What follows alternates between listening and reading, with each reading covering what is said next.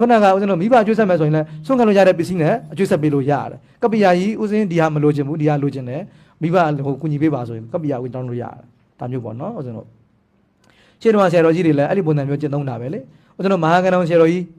နော်စစ်ဘေးဒုက္ခရောက်တော့မှာပေါ့နော်စစ်ဘေးဒုက္ခရောက်တော့မှာအားလုံးကတနိုင်ငံလုံးဒုက္ခရောက်တဲ့အခါကျတော့ဆုံးကတ်မဲ့လို့မရှိဘူးဆုံးကတ်မဲ့လို့မရှိဘူး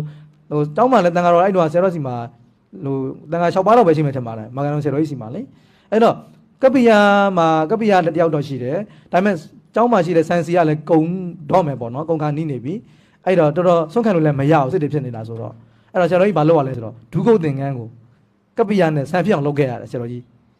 းအဲ့နှစ်ထပ်သင်္ကန်းဆရာတော်ကြီးမှာနှစ်ထပ်သင်္ကန်းတစ်ထည်ရှိတယ်ကောင်းကောင်းမွန်မွန်လေးနှစ်ထပ်သင်္ကန်းကြီးကိုဆရာတော်ကြီးစဉ်းစားတယ်တန်ခါလေး6ပါးငါဘယ်လိုဆုံးခဲ့ရမလဲအလုံးစုံကုံတော့မဖြစ်ရင်သူချက်စရာမရှိတော့ဘူးဆရာတော်ကြီးမင်္ဂလာဆရာတော်ကြီးနော်ဒါမနေ့ပြန်တန်ခါတော်တွေကိုဆုံးခဲ့ဖို့ဆန်မရှိတော့ဘူးအဲ့တော့ကပ္ပိယကြီးမရှိကပ္ပိယကြီးဆန်ရှိသေးလားမရှိတော့ဘူးရှင်များတယ်ကပ္ပိယလည်းအဲ့တော့ဘယ်လိုလုံးရင်ကောင်းမလဲဆရာတော်တော်စဉ်းစားတယ်ဆရာတော်ကြီးကစဉ်းစားတော့နောက်ဆုံးသူဒုက္ခရဟန်းခံတော့ပါတယ်ဒုက္ခတစ်ထည်ရှိတယ်အဲ့ဒါဒုက္ခကိုယူပြီးတော့ကပ္ပိယကြီးကဲဒီဒုက္ခကိုဆန်ပြအောင်လုပ်ပေးပါဆရာတော်ကြီးကနော်ဒီဒုက္ခကိုဆန်ပြအောင်လုပ်ပေးပါဆိုတော့ကပ္ပိယရဲ့ဝိနည်းသင်္ခါနဲ့ကပ္ပိယဆိုနားလဲတယ်အဲ့တော့ဒုက္ခသင်္ကန်းပေးလိုက်ပြီးတော့ကပ္ပိယကြီးကဒုက္ခသင်္ကန်းသွားရောက်ပြီးတော့ဆန်ဝယ်ပြီးတော့တန်ခါတော်ကတ်ခဲ့ရတယ်ဆိုလိုတာကအဲ့လိုမျိုးဖြစ်ချင်းလို့ရတယ်ဆိုပြောပြတာနော်ကို့မှာရှိတဲ့ပရိက္ခရာတွေနဲ့ကျန်တဲ့အလိုရှိတဲ့ပစ္စည်းကိုဖန်တီးလို့ရတယ်ဖန်တီးလို့ရတယ်နော်အဲ့လိုမျိုးရှိတယ်ဒါပေမဲ့အဲ့ဒီဖန်တီးတဲ့အခါမှာတခုတော့သတိထားပေါ့ဟိုမနေ့ကဦးစင်းပြောလိုက်သလိုလေလဲတဲ့အခါမှာသတိတော့ထားရမယ်နော်ဟိုဒီ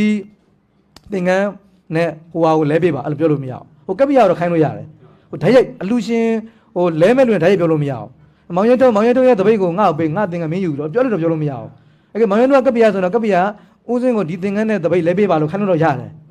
ဟိုဓာတ်ရိုက်ကိုသွားမပြောရတာကိုကနော်ယဟန်ကိုယ်တိုင်ဓာတ်ရိုက်ပြောလို့မရဘူးပေါ့နော်ယဟန်ကိုယ်တိုင်ဓာတ်ရိုက်ပြောလို့မရဘူးအဲ့တော့ကပ္ပိယကိုတော့လဲခိုင်းလို့ရတယ်ကပ္ပိယကငါဒါလေးတော့လဲပေးပါလို့ပြောလို့တော့ရတယ်အဲဆိုင်ရှင်ကတော့ကိုယ်တိုင်လဲပေးပါလို့ပြောလို့တော့မရဘူးပြောချင်ရင်တော့ငါမှသင်္ကန်းရှိတယ်တပိတ်လိုချင်တယ်အဲ့လိုပဲပြောလို့ရတယ်လဲမယ်လို့ပြောဘူးနော်မင်းဥစ္စာနဲ့ငါဥစ္စာလဲမယ်ပြောလို့မရအောင်အဲ့လိုရှိတယ်ပေါ့နော်အဲ့တော့ဦးဇင်းတို့ဒါဆွေမျိုးတော်တဲ့လူလည်းမရှိဘူးပစ္စည်းလေးမဖက်တဲ့လူလည်းမရှိရင်အလိုရှိတဲ့ပစ္စည်းဘယ်လိုလုပ်ရမလဲဆိုရင်အဲ့ဒီလိုမျိုးဆုံးခံတယ်လို့ရရမှာပါနော်ဟိုလိုမျိုးလိုက်ပြီးတော့တောင်းရမှာမဟုတ်ဘူးနော်ဦးဇင်းတို့ယနေ့ဗုဒ္ဓဘာသာတရားဓမ္မတွေကဒီသဘောတွေမသိတော့ဘုန်းကြီးတုတွေပေါ်လာတယ်ဦးဇင်းပြောဖြစ်ချင်တာအဲ့ဒါပဲတန်ခါခေါင်းတွေကလေစာတင်သားယဟန်နဲ့ငယ်ဖြူတွေကလည်းတရောင်းသားလို့လူခိုင်းတယ်လို့မလုပ်ပါဘူးဝင်းနီးမဆောင်တဲ့ယဟန်ငယ်တွေလည်းမလုပ်ပါဘူးအဲ့ဒီလုပ်ကိုဘာလဲဆိုတော့ဈေးထဲမှာလိုက်အလူခံတာတို့ဟိုဘယ်စကားပေါ်တက်ပြီးအတင်းစာအိတ်တွေထိုးပေးတဲ့လုပ်တို့ယဟန်တန်ကငယ်ဖြူမှန်သမျှတွေဘယ်တော့မှအဲ့လိုမလုပ်ဘူးနော်ဝင်းနီးလေးစားသည်ဖြစ်စေမလေးစားသည်ဖြစ်စေငယ်ဖြူစာတင်သားယဟန်တွေဘယ်တော့မှအဲ့လိုမလုပ်ပါဘူးဟုတ်ပြီလားသူကတကယ်ယဟန်ကောင်းတွေဟာလူတွေစမှာတရောင်းသားလိုမျိုးလိုက်ပြီးတော့မပေးပေးချင်တော့အတင်းထိုးပေးတာမျိုးတွေမလုပ်ပါဘူးနော်အဲ့လိုမျိုးမလုပ်ပါဘူးအဲ့ဒါဒကာဒကမတွေကငွေလှူတာအရင်အကျင့်ပါနေတာအဲ့ဒီအခွင့်ကောင်းကိုယူပြီးတော့ယဟန်အတုတွေကိုရင်အတုတွေပေါ်နေတာနော်အဲ့တော့ဒကာဒကမတွေရဲ့တရားတရားကိုလှုပ်ရှားခံလိုက်ရတာခုတော့လှုပ်ခံလိုက်ရတာဒါကြောင့်ဦးဇင်းတို့ကရွေးချယ်စစ်စစ်ဖို့လိုလာတယ်ဒါ SMS လူသိမလူသိစဉ်းစားဖို့လိုလာတယ်မဟုတ်ရင်ဦးဇင်းတို့အတုတွေကပေါ်နေအောင်ပါပဲနော်ဒီလိုအသိဉာဏ်နေတဲ့ဒကာဒကမတွေရှိနေတဲ့အတုတွေကလည်းပေါ်နေအောင်ပါပဲနော်အဲကြောင့်ဦးဇင်းတို့ကစဉ်းစားရမယ်လူသိမလူသိလူအပ်မလူအပ်ဒါစဉ်းစားရမယ်ဦးဇင်းဖြစ်စဉ်တစ်ခုပြောပြမယ်ဦးဇင်းတို့အဲ့လိုဝီနီးတွေဟောထားတဲ့တချို့ဒကာဒကမတွေကနည်းနည်းနားလည်ထားတယ်တန်ဃာတော်တွေကိုအလိုရှိတဲ့ပစ္စည်းကိုခြောက်ထားပြီးလှူပါနော်ဟိုဝီနီးဆောင်တွေဖြစ်စေမဆောင်တွေဖြစ်စေရတယ်သူတို့အလိုရှိတဲ့ပစ္စည်းလေးပါကိုလှူဒန်းပေးပါပြောထားပေးတယ်ပြောထားပြီးတော့တနေ့ဦးဇင်းတို့အတိဒကာမကြီးတယောက်စီကိုပေါ့နော်အဲ့ဒီမှာလာပြီးတော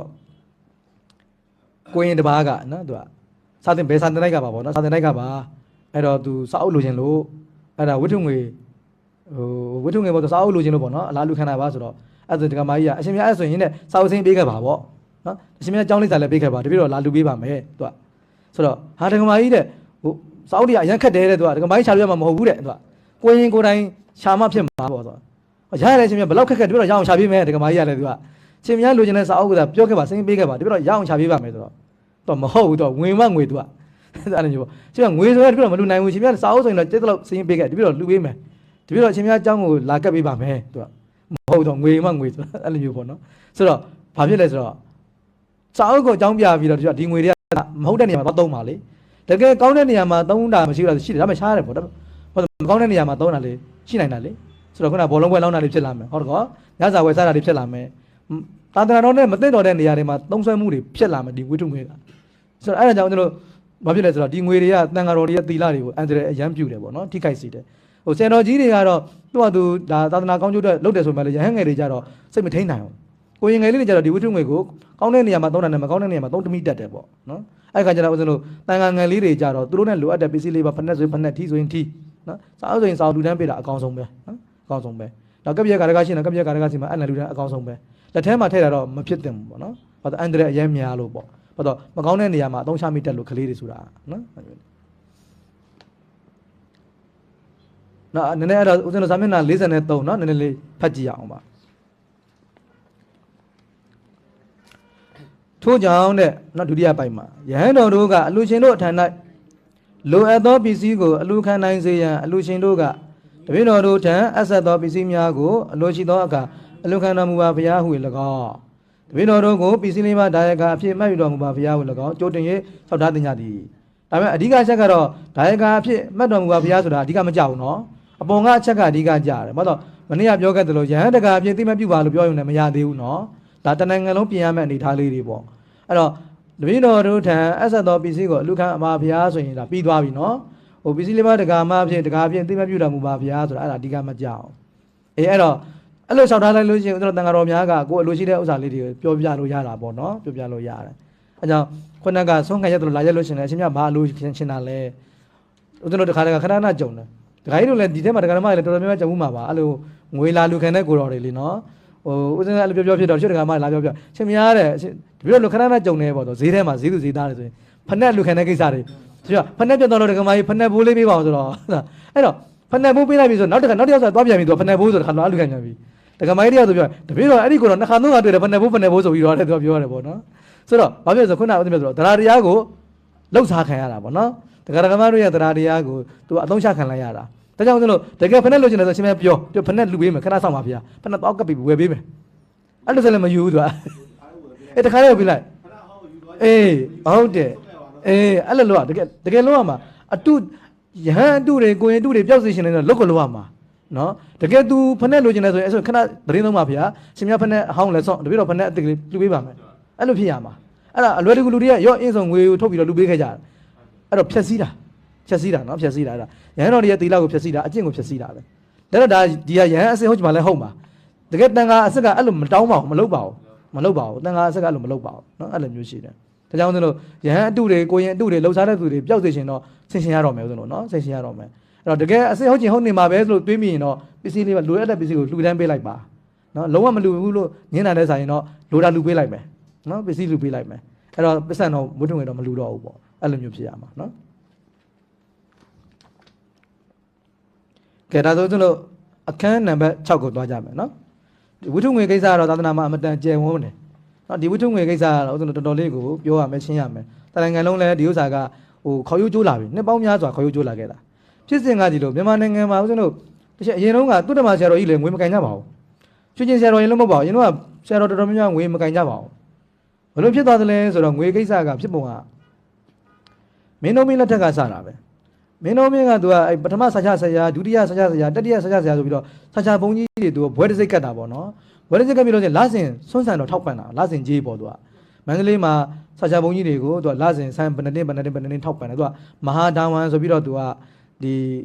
ဗန္ဒာရေးမှုပေါ့နော်ဒီအလှူဒါနနဲ့ပတ်သက်တဲ့ဗန္ဒာရေးမှုဝင်ကြီးခံထားတယ်အဲသူ့ကိုတောင်းပေးထားတယ်စရင်ကောက်ပြီးတော့လိုအပ်တာလေးလူတန်းပေးပါဆိုသူကပြောထားတာအဲ့တော့ပထမပိုင်းတော့ဟုတ်တယ်သူကလဆင်ကြောင်းနိုင်လိုက်ပြီးတော့ဆန်တွေစီတွေပဲတွေ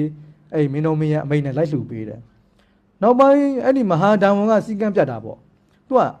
အဲ့ဆိုင်စပါးတွေလိုက်လှူရတာကနည်းနည်းဂတိလင်ဒနိုင်လုံးအားကြီးပုံရတယ်နည်းနည်းအလုတ်ချုပ်တာပေါ့နော်နည်းနည်းတော့အလုတ်ချုပ်တာပေါ့အဲ့တော့ပတ်စံကြလာနဲ့လွယ်တယ်လေပတ်စံဒီနေ့ခေတ်ကတော်မတွေအဲ့တိုင်ပဲသွားတာလွယ်ကူလှုပ်ရှင်ရတာပေါ့နော်အဲ့တော့ပတ်စံတအားလွယ်တော့အဲ့ခဏဒေါင်းတင်းကားတွေဟုတ်လားသူကဒင်းကားပြားတွေပေါ့ဒေါင်းတင်းကားတွေပေါ့နော်အဲ့တော့အဲ့ဒီမှာသူကဆန်းအစားဒေါင်းတင်းကားတွေစလှူတာစကြဘုန်းကြီးတွေကိုလေအဲ့ကြောင့်ဦးဇင်းတို့မဟာဝိသတော်ဆရာတော်ကြီးဟိုလင်္ကာတော်ဆက်ခဲ့ပါသေးတယ်နော်ပြိုတို့မောင်ဝါဝက်ကိုဒေါင်းခွတ်လို့လို့ဆိုတာလေဟိုဒေါင်းမေတ္တာစာဆိုပြီးတော့လေဆိုတော့ရေးဘူးပါတယ်နော်အဲ့တော့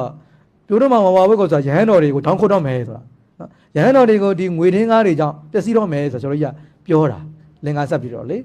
အဲ့တော့အဲ့ဒီမှာပထမပိုင်းကတော့နည်းနည်းပထမပိုင်းကလည်းသူကငွေလူပေးမယ်လဲဆက်သက်လူသေးတာသူကဟိုဘုန်းကြီးလက်ထက်ကိုအဲ့ဒါတော့မဟုတ်ဘူးသူကအဲ့ငွေထင်းကားကိုလေရှင်မယားဟိုစချအရှင်မြတ်စာချဘုန်းကြီးပေါ့နော်စာချဘုန်းကြီးအတွက် ဒီငွေတင်းက30မှဖြစ်ပေါ်လာတော့ပစ္စည်း၄ပါးကိုလူတန်းပါတယ်ဗျာ